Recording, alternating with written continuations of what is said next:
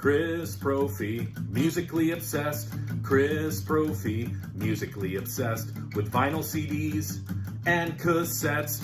Chris Brophy, musically obsessed. Oh yeah! Okay, I have been listening to Prince ever since I heard Little Red Corvette as a kid and saw the video on MTV, and I have been hooked on Prince ever since.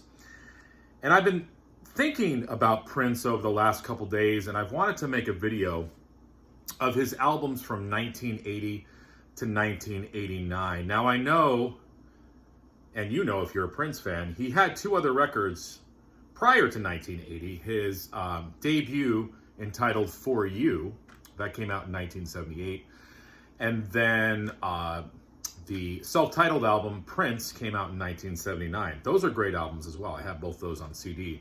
But I wanted to concentrate on his albums from 1980, basically Dirty Mind, through 1989's Batman soundtrack. And you're going to see, if you've forgotten, just how much music and quality music Prince came out with during that decade. Now, what I love about Prince, and I know that there are some people who don't like Prince and there are so fans, but I'm a huge Prince fan. What I love about Prince is that he was able to mix funk, soul, R&B, rock, heavy metal, and when I say heavy metal, I'm talking about some of his solos, and also psychedelic elements, all of that in his music. And he reached a wide variety of people, including little old Chris Brophy. Back when I lived in Colorado, I became a Prince fan. So let's look at the albums from 1980 through 1989, and you'll see what I am talking about. All right, so in 1980 came the album Dirty Mind, with Prince on the front cover in this Speedo outfit that I actually wish I could wear. But what is significant about this album, besides the songs, is that Prince sort of opened up the door to songs that had topics that before this you probably wouldn't hear on the radio. And that opened up the albums for Madonna, and people started to think differently about lyrics. And again, I think Prince was one of the main people to kind of open that door to talk about things that most people at the time thought were taboo. And actually probably nowadays, even today, people think of those things as taboo. But Prince put it out there, and you get songs like Dirty Mind on here, Uptown, you get a song called Head and Sister, and like I said, some taboo stuff, but Prince put a dance beat to it, and it was okay. So that was 1980. In 1981, sort of to go along with that idea of taboo, he came out with an album called Controversy. All right, and this had the songs to match as well. I love the title track, but again, you had a lot of topics that most people weren't singing about, but again, Prince put to a dance beat, and it was a little bit more palatable. But the album Controversy in 1981, killer. And then you had this masterpiece in 1982 entitled 1999. This was the album where people started to stand up and take notice. I mean, you've got the hits 1999 on here, Little Red Corvette, Delirious, what else?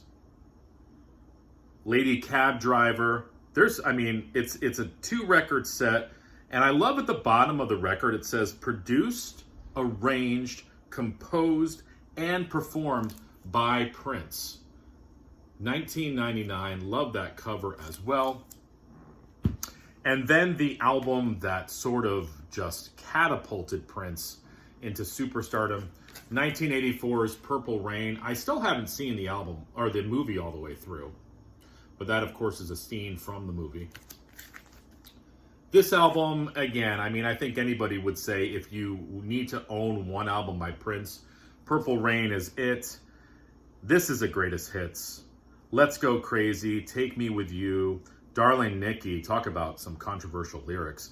When doves cry, listen to side 2. When doves cry, I would die for you, baby I'm a star, and then it ends with the title track, Purple Rain, one of the greatest ballads of all time. All right, and then the next album, which happens to be my favorite Prince album, in 1985, this album drops. With not a lot of fanfare, a totally different sound for Prince, Around the World in a Day. Of course, this had the hit Raspberry Beret on it. But this is a psychedelic record. And you can kind of tell from the cover. What I also like about the cover, too, is the song titles match a lot of the illustrations in the cover. But this kind of took Purple Rain and said, hey, you know what? I did Purple Rain.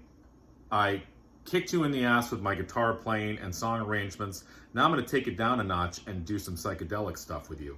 You had the whole Paisley Underground movement. Prince was part of that. I love Around the World in a Day. I love the song Paisley Park. Of course, Raspberry Beret is on here. Some sort of funky tunes. Tambourine. I'm thinking of Cabaret. Tambourine in America. I think Pop Life was sort of a minor hit. And then you get 2 sort of religious themed tunes, The Ladder and Temptation. Temptation's a little strange, but I still dig it. But Around the World in a Day, my favorite Prince album from 1985. And then continuing with that psychedelic theme, you had Parade, which was the soundtrack for Under the Cherry Moon. That's another movie I've never seen before. This had the huge hit Kiss on it. But the whole album is great. It's sort of like Around the World in a Day's sister album. So this was 1986. And then another masterpiece. Some say Prince's best album, Sign of the Times. This came out in 1987, a double record. You know, it's sprawling.